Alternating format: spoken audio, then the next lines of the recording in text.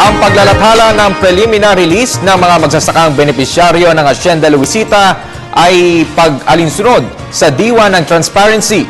Ay kay Lasyeda kung may kumekwestiyon sa pangalang nasa listahan, may panahon pa para alisin ito. Niliwanag ni Lasyeda na hanggang Nobyembre at 30 ang deadline ng Department of Agrarian Reform. Ang bottom line po rito, kapag kayo noong panahon ng 1989 ay isang farmer beneficiary, ayon sa decision po ng Korte Suprema, entitled po kayo.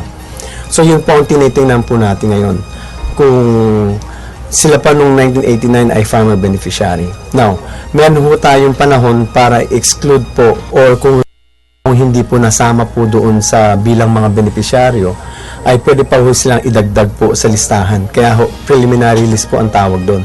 Kaya welcome po natin ang ambala kung meron pa po silang gustong ilagay na tao o itanggalin doon sa listahan.